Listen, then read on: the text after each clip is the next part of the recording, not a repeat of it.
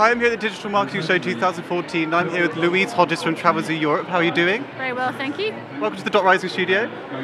It's a noisy stand, but it's good, lively. Great. So can you just tell us a bit about your role, what you do, and why you're here at the Digital Marketing Show? So my role is Head of Communications at Travelzoo in Europe. And I'm basically tasked with building up the brand awareness, brand loyalty, and media coverage for the Travelzoo brand across Europe. And I'm here today to talk to companies and find suppliers who can do cool things for our website and for our comms. Awesome. So how have you seen the travel industry change with digital in the past 10 years?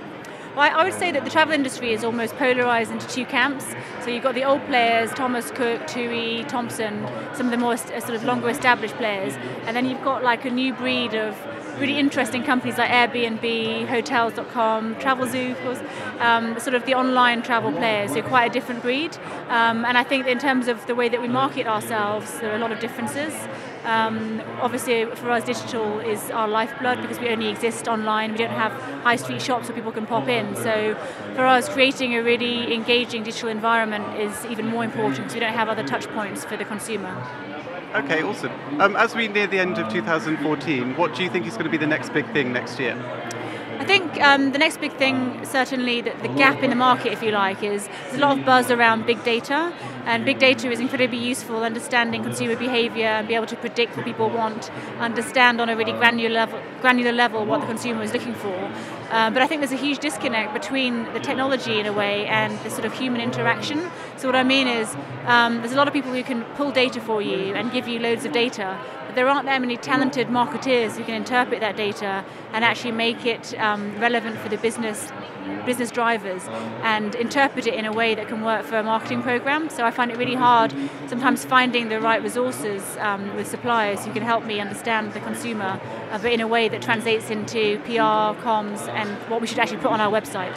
So I think that's what's needed, and that should be the next big step change for marketers.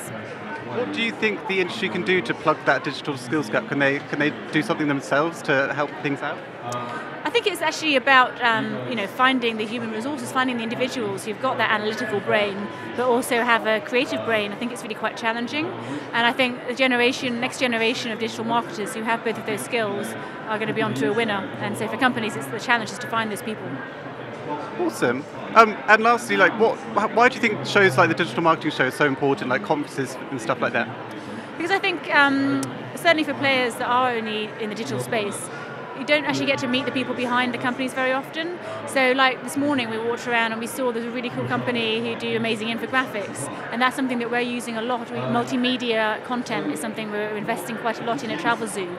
So to actually have the opportunity to meet the people behind these companies and talk to them is really valuable to us, because when you're sat behind your desk just looking at proposals, you don't get a real feeling for what those companies can actually do. And now you've met Dot Rising, so that's great. Exactly, so I'm onto a winner here, I think. Thank you very much for talking to us. I hope you enjoy the rest of your day. Thanks very much.